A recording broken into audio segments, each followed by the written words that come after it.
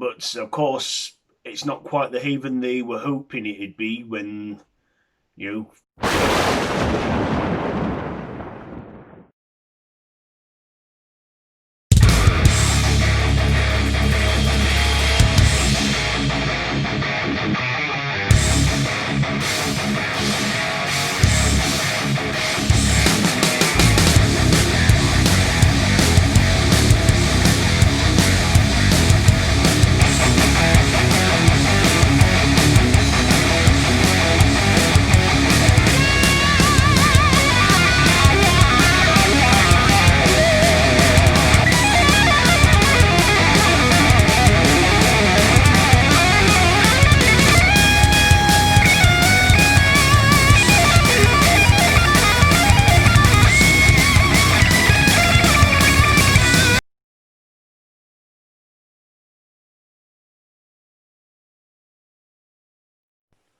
Why, hello there YouTube and welcome back to 31. So we are on day 13 now, and for that one we're in the year 2002 and we are reviewing 28 Days Later.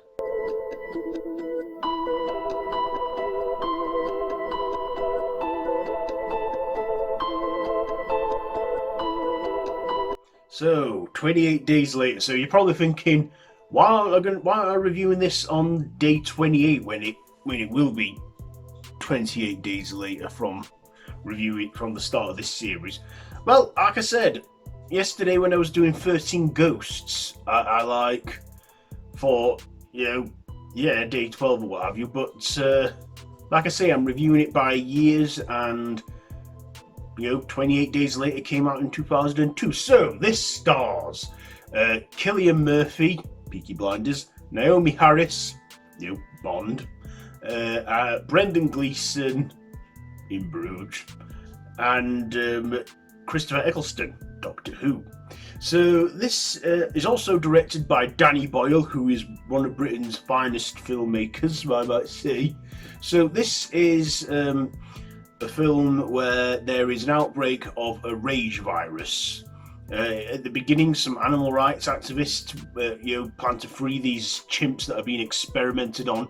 Little of them knowing that these chimps are infected with a rage virus, which, when once infected, exposed to the blood, or if the blood gets in your system, or if you're bitten, then you turn into a full rage zombie, like rabies, but it's like you're a raging zombie. Well, you're like a zombie, but a rage zombie.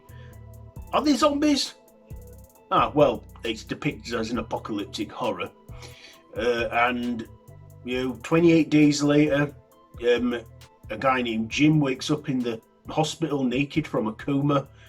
He gets on some scrubs and he walks around an abandoned London shouting hello and wondering where everyone is, till he finds to his horror that half the people are dead and there's a deadly rage virus. And then he meets a group of survivors, and they hear that there are soldiers up north, so they go up north to get these soldiers, to find these soldiers. But of course, it's not quite the haven they were hoping it'd be when, the soldiers are a bit corrupt from the whole apocalypse and what have you, and it just turns into hell.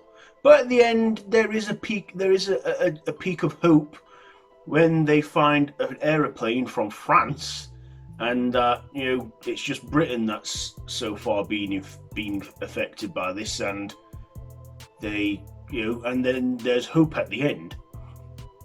So let's get on to our likes and dislikes. First of all, I love this film. It is a brilliantly done film, and when I watched it when I was about 12. Yeah, this came out in 2002, so about 11, so about a year later on Sky Movies when I watched it. I know, I watched a lot of crazy stuff when I was a kid. R-rated things, or 18, this film is in the UK. And I remember loving it. At first I did find it scary and unsettling, but, looking at it now, I still think it has held up. Many years later. It's not quite 28 years later since this film came out. It's about 17 years, so give it about another 11 years, then it will be 28 years old. And yeah, I like the rage infected people that were like zombies with the red eyes, and it was like rabies but 10 times worse. And and it was brutal as well. The rage infected people were like brutal in this, and just showing how easy it is to get infected with blood in your system or a bite, like Brendan Gleeson's character met that fate. But yeah, I like the story to this. I also liked Cillian Murphy, and this was the movie that introduced me to Cillian Murphy, and I think to a lot of people, because he probably wasn't that well known back then. But of course, everybody knows him now for being in Peaky Blinders, and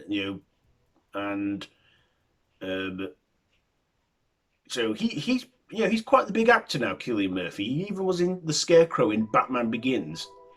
Um, I also, so I loved his performance and his character. I also like Naomie Harris. Again, I didn't know of her until Skyfall, but then I looked back and I realised, oh, she's actually in this one. So she was great in it too. We also had Brendan Gleeson, who played a taxi driver in it, who was taking refuge in his flat with his daughter in this film. And, they four then become a free in the finale with the soldiers. And yeah, there is like a rage, the soldiers do get their kind of comeuppance when the infected are about. Now, there are two endings to this film. Which ending do I like better? Probably the ending where Jim lives, because it's like they've been through hell, so it's like, they deserve a peak of hope.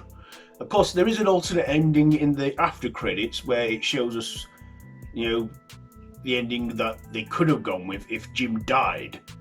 And yeah, they show us that anyway, like it goes, what if? This did, however, get a sequel called 28 Weeks Later, which was a bit of Britain and America put together, a British-American horror sequel, but this one I feel is the best because, well, it's just a great film, and I can't recommend this one enough. I mean, like I say, 28 Days Later, just an enjoyable, apocalyptic horror fest. And it's very fast paced as well, like within the opening act, all shit breaks loose. And I love how they did the filming, like the scene where he's wandering through London. They must have had to get up in the early hours of the summer morning, like at 4 a.m, before everyone's about. And also, how they managed to close off the motorway for a short time, just so they can film a scene of the taxi driving through an abandoned motorway. It's just a greatly done film, and the cinematography is good. Even the score and the soundtrack, I love that soundtrack they make. That dun, dun, do, do, do, do, do, do, do, do. Yeah, what I mean. That theme to it. I just think it's a great one, and I recommend it. It's for me, this is easy. I'm giving it 5 machetes out of 5 because it's a great film. So there you go. So have you seen 28 Days Later? Let me know down in the comments below. If you like this video, be sure to give it a big thumbs up, share with your friends. Feel free to subscribe to my channel if you haven't already, and to hit that notification bell. All my social media links are down below in the description. You can watch all of this series so far on my channel. And yeah, I will see you tomorrow for day 14, where we'll review a horror from 2003. So, until tomorrow, until next time, don't have nightmares.